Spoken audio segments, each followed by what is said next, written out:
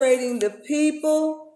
As sure as we're sitting here, they would come and live off the land for free, get their own house and their own land, and they would take these black people for everything they was worth and then hand them the Bible and say, pray to your God. Your God will deliver you.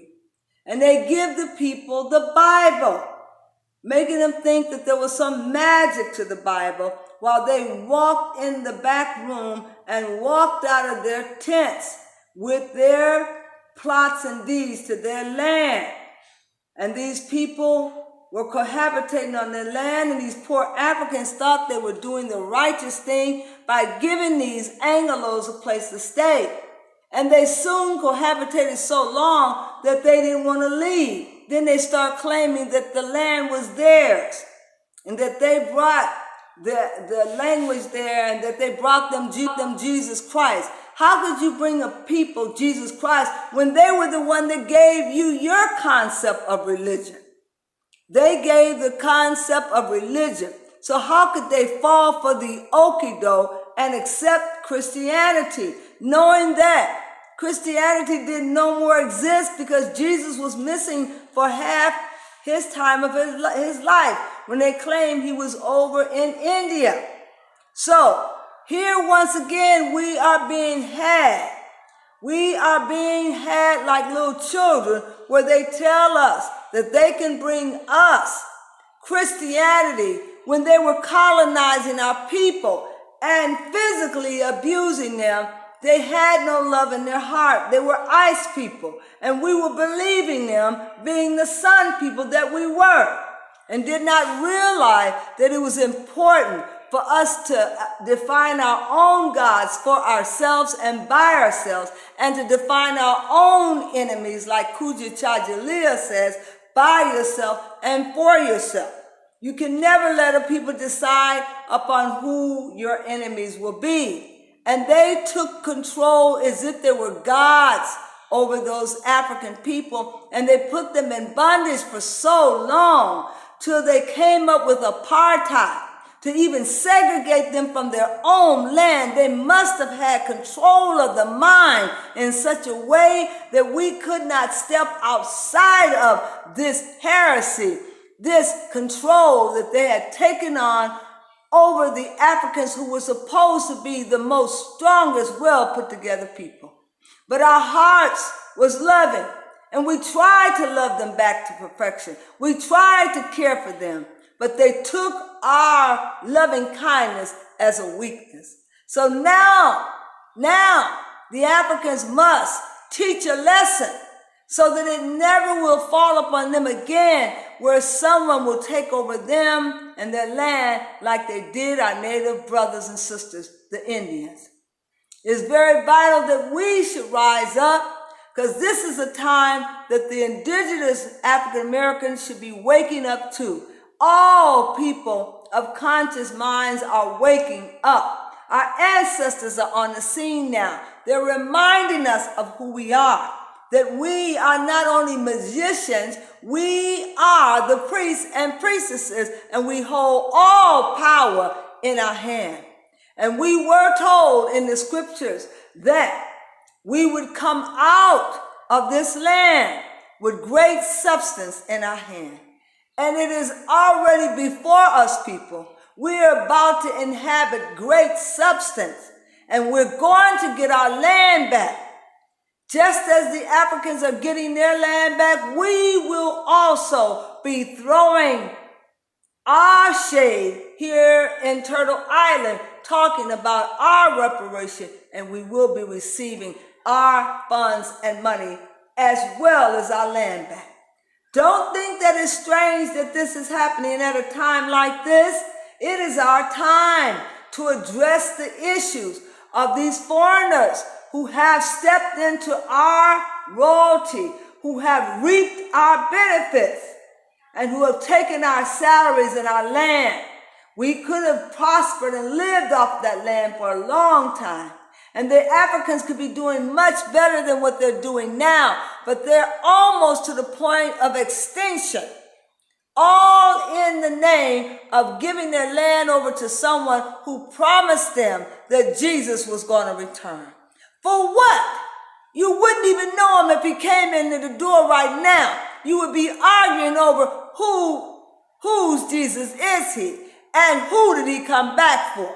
So how would we take a slogan that we're going to connect you with Jesus, knowing they didn't know a spiritual lifestyle themselves? They had no connection to a spiritual lifestyle. So how could meek people like that believe someone was going to deliver them when they could not deliver themselves out of the hands of the devil? It's very vital we should wake up now. We can't go to sleep, and that's why when they wrote that song, Stay Woke, they mean stay woke. Because if you should have a shut eye and go to sleep for a second, somebody can overtake you. So stay woke. We've got a work to do, and we don't know how serious it is. These talks are getting more serious every day, and they're getting closer and closer to bearing arms. And my prayer is that they don't have to bear arms, that this super magic that we have from our ancestors will show up on the scene, and they will begin to bring out their swords, and their dry bones will fight in our place. And we will watch our ancestors demonstrate the ability that they've had all along, because they're the sum total of why we showed up. And they are going to show us something. We had a heart all along. We didn't need to get the 10 man a heart. And we knew that the wizard behind that door was a white man who had no authority and no power to give us any Jesus or give us any gifts of the Spirit. We reside with the gifts of the Spirit, and we've been walking with the Spirit all along. God has resided with us all this time. All we have to do is stir up the gifts and remind ourselves of the Godhead that lives within inside of us, and press him, he, or she forward in our life. Let's press our Godhead forward so that our God will show up. Our God is an awesome God. Our God is a mighty God, and he resides within our being. And we don't have to look for some superficial God up in the sky. He is not coming down here to take any of us in the rapture. The rapture is not mentioned in the Bible anywhere. It was falsely made up. You are going to reign with your black Messiah, and your black Messiah is amongst you now. You just have to make up your mind that you can take leadership instruction after your Messiah. Now, the book does say that you're going to reign for 1,000 years in perfect peace, and you won't have any strife and you won't grow old. Now, that's to be confirmed. But if you read Revelation like it's a book, then maybe you were taking that word for word. Instead of taking it literally, you must look at it as scripturally. Is this true, or is this an allegorical story, or is this some type of fallacy? We must understand that the judgment will come, and we are being judged, and our hearts will be judged like the lightness of a feather. But we've got to come to our senses. Right now, there's wars all around us and rumors of wars everywhere. And we've got to make sure that we win this time. Because in the Bible, in the book of Revelation, it says, we win this time. Look it up. It's the last chapter. I guarantee you that the Bible will back me up on this. It says, we win. We're going to win this war. And the war is not going to be fought with carnal-minded guns. The war is going to be fought with the meeting of the minds. So sharpen your mind and get your minds ready. Become conscious-minded. And I don't mean off of some foolishness, but off of the fact that you are going to be rulers again. And the only way you can be rulers, you must be upright, and you must have Iwa Pelu, good character and good conduct.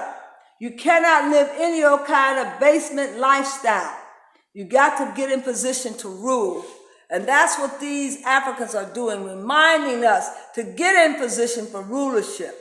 And you cannot rule if you are full of gall and if you are in a world where you are sinning and allowing yourself to sin unto death. We must understand that we are chosen people. We must set the example for our illegitimate children who have gone astray. We know that in a little while, Ice Age people will begin to act like their nature. But you're sun people. Why are you acting in the manner that you're acting in?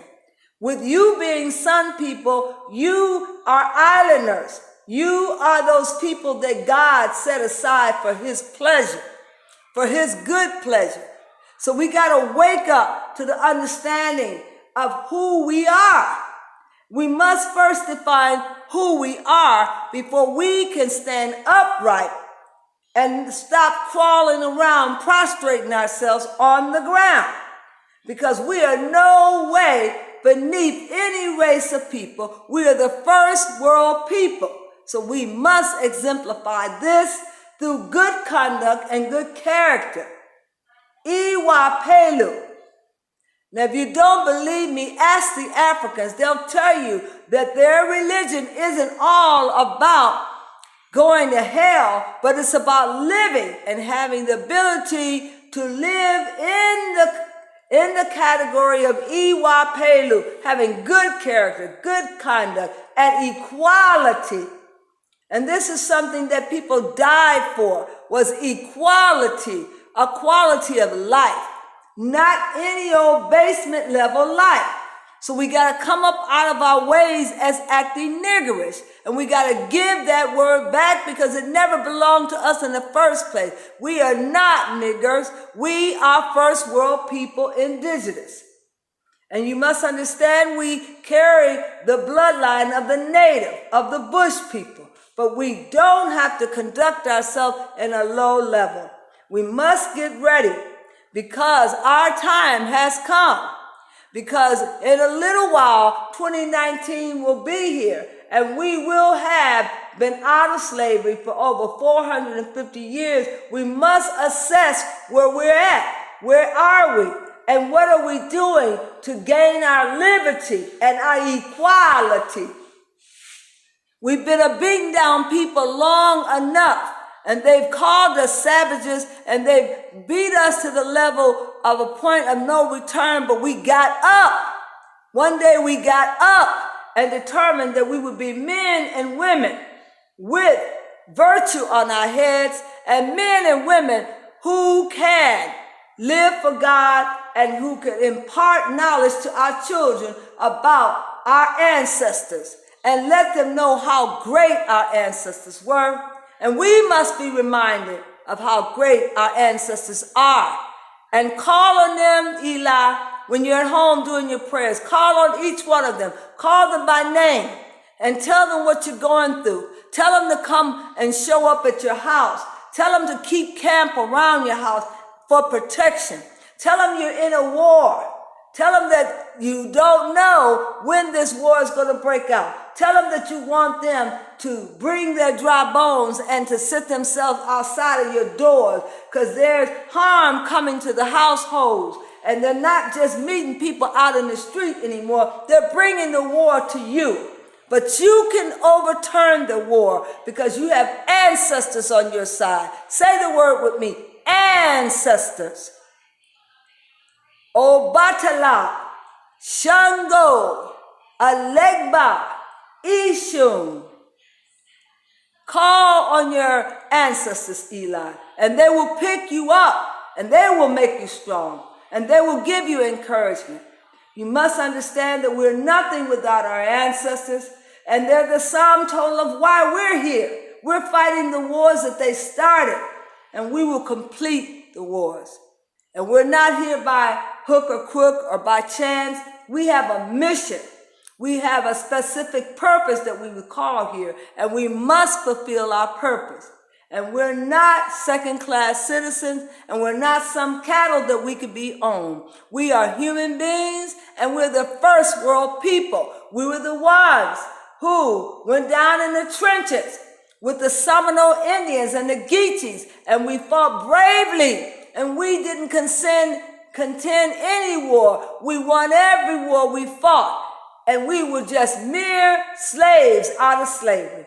And if we can fight and defend ourselves right out of slavery, look at what we can do after 400 years of being out of slavery. Look at what we can do, and look at how we can change things so we can get over the grain house and we can rule and abide in the house of the Lord forever and ever and ever. Amen. Thank you so much. You've been obliged to work with, and I'm sorry that our brother didn't come this evening. So I would like to say this has been part 2 of Should We Give the Land Back to the Africans? Well, actually part 3, because I think there's 2 parts.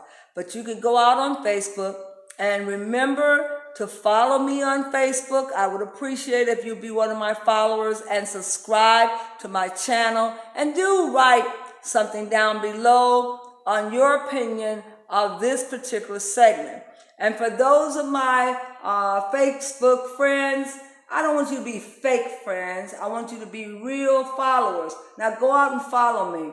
Now you come and follow me and listen to me. You know I'm serious about changing the lifestyle of the African, and with your help, I can do that. I don't ask you to donate any money, because I don't need your money, because in Christ I'm rich, and in Christ I have everything I need. And if there is something I'm lacking, he will provide it for me.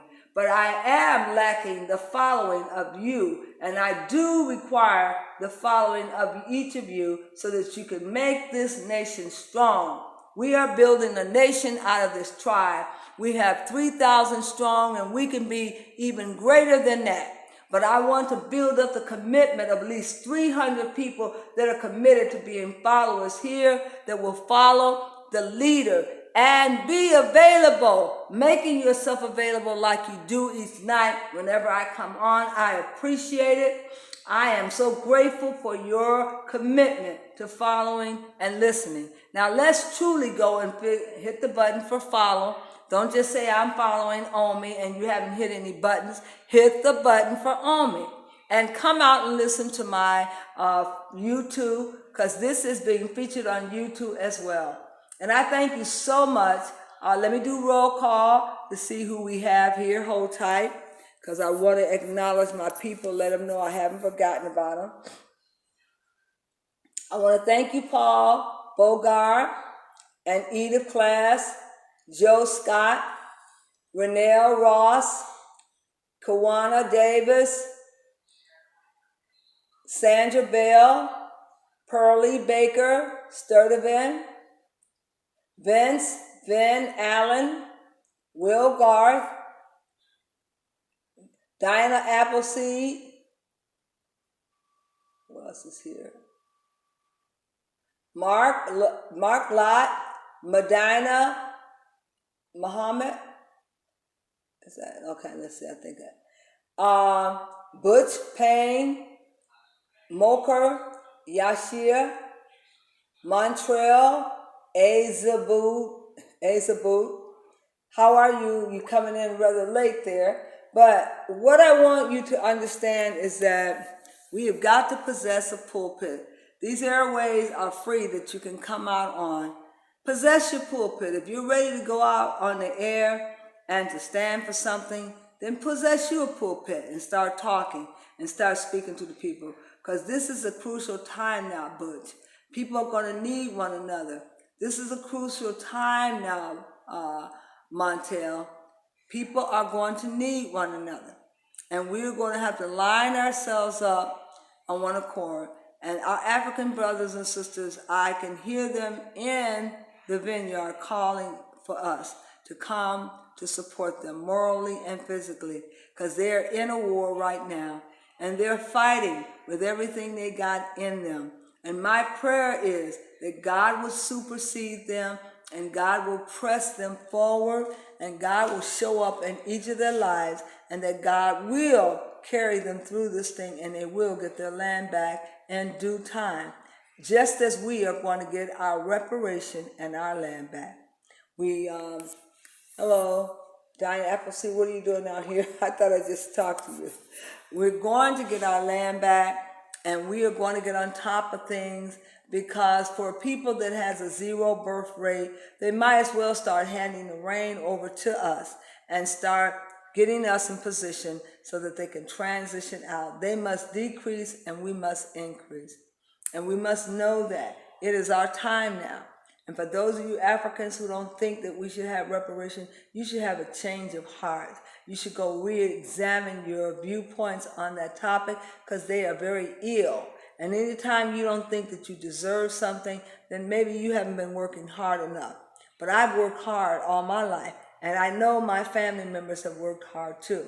So I'm saying that for the benefit of the people that are out there on this line, that you must get firm about who you're following and who you're with. So who are you with? Somebody say, Omi. Who are you with? Omi. If you're in the house with Omi, then say so. And we can get to heaven together, because I don't plan on getting to heaven without taking somebody with me. Because a true African only goes to heaven when he can take somebody with them. And we gonna all get to heaven.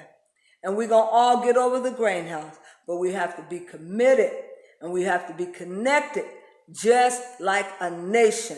And it's nation time, because that's what we're doing. Building nation and building camaraderie and building a tribe that we can connect to. So, who do we have here? Gloria Lovett. Hello, Gloria Lovett.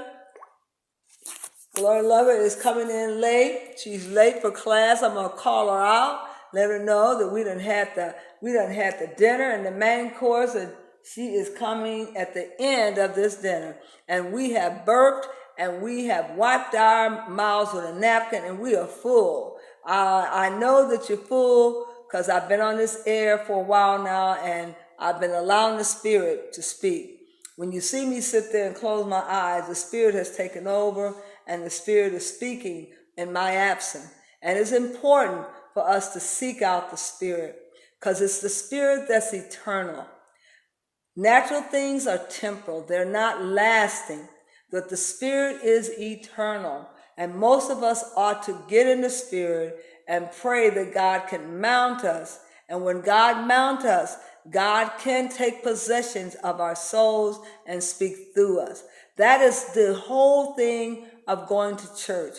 You must go to church with the intention of being mounted by God, so that he can possess you and speak through you and to you.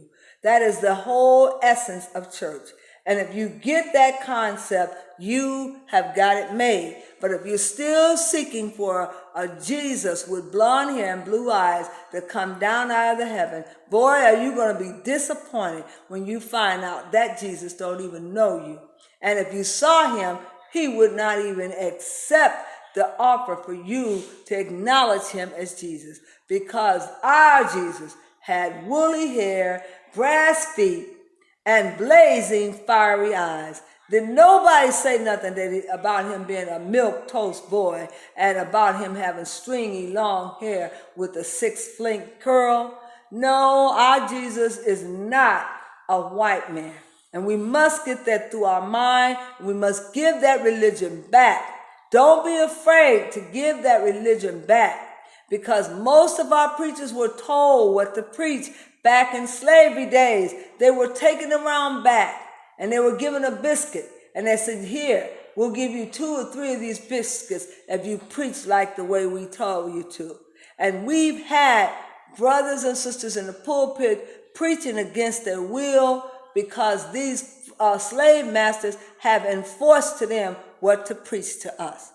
And we were just like little children, but we are awake now. We are awake now, and we are slowly waking up, and we got to come to our senses real quick. We've got to wake up and grow up rather rapidly, because we can no longer be docile children being taken advantage of. Our dear brothers in Africa have been taken advantage of so much that now they're afraid to disagree with the white man, but they're building themselves up and telling themselves that it's okay to have disagreement with the Bob man called the Anglo. It's okay to disagree with them.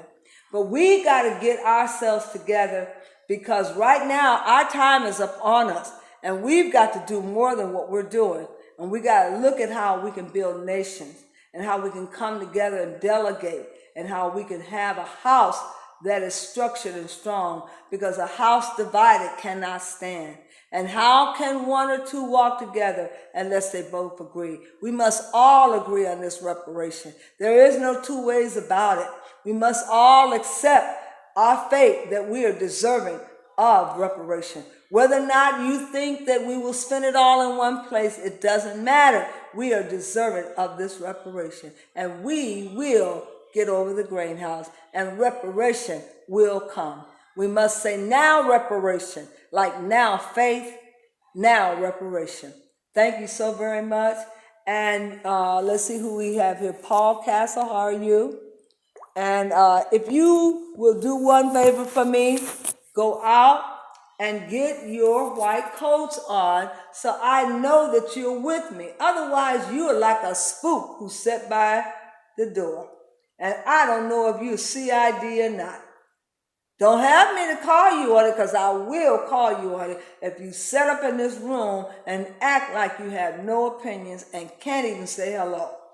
What kind of people will sit up in this room and not even say hello to a passionate flower like me? To walk by and not say hello or say something with me, that you're a spook who sat by the door. And I don't want to call you a spook, but see, when you come in this room, I want to see some words. I want to see you type something like hey, ha, ho, hey, ya, anything. But don't sit in this room like you have not a care in this world for what the situation is that has been falling upon our African people. We have fallen lower than a refugee, and we must get ourselves out of this camp, and we must get over the grain house. I don't know about you, but this time around, we're going to get over the grain house, because we win this time. We will be the head and not the tail. We will be the foundation that the cornerstone was built on. And we will be the cornerstone, because this time we have gone through and we have shown ourselves worthy, and we will get over the grain house, and we will get to see reparation. Like it or not, Anglos, we will get to see reparation. And it's not a choice of yours. We're the gods on the scene today. And we walk this earth today as gods. And we must look up to ourselves and stir up the gift in each of us. And we must begin to speak and affirm those things that be not as though they were. A God will call a thing, and affirm it. So affirm yourself today, God, and go forward like we have been called to do. I want to thank you for coming back on this part 2 session. Now, please do go out and help me monetize this station by subscribing to Omi Inca's production studio, and also following me on Facebook. And once you subscribe to me, there's no fee to be paid. Just subscribe. It's free. And also follow me on the YouTube. And I will see you soon. How you doing, Gail Scott? I will see you soon. Thank you so much. And if there's anybody that would like to take over the podium that wants to talk, I can bring you up front if you want to come up front. Let's see here. Because I've been trying to get LA up there, but let me see. He's not in the room. He wanted to talk. Is there anyone that wants to talk in here? Because if there is, let me see. Thomasia, are you in the room? I don't know. It's not allowing me to invite anybody. All right. But it is vital that you understand that when we come here amongst ourselves, this is a time for us to look at what we can do to do planning and structuring ourselves. And a lot of us are off in many different cities and states, but that's not the point. we have to be also ready. And when we be ye also ready, that means that we can talk to one another via Facebook or through Messenger and send the word out. Because there is going to come a time when we're going to have to pass the word out rather rapidly about our next move. Poor Chicago is in a disarray, and war has been raised on that city. And unfortunately, it is not the gangs this time. It's other men who have set up the city, and they want to bring in the tanks, and they want to roll up on our brothers and sisters there. And we've got to be very mindful of the fact that Chicago is very strategic, and it's a reason why they're doing what they're doing. And we got to keep our eyes and our ears open for Chicago. We got to be mindful that we're a neighboring state here in Indiana, that we can go to the rescue of our brothers and sisters and find out what is really real. Because right now there's so much going on, and so many people that are going after our brothers and sisters, and they're meeting them in weird places and ambushing them. So we have to be very careful, and we have to be mindful and keep our eyes and ears open. And one thing I want more so than anything for us to have the unity and a people that cannot be divided, a people that can come on these airways and give the support they need to give. And it's very vital that we should get to that point that they will know us by the way we love one another. They will know us by the way we embrace one another and by the way we show commitment, not undermining, spending your time with me, because you didn't have to be here. I know that. And you could have been many other places. But I thank you for the time. I thank you for the time we had together.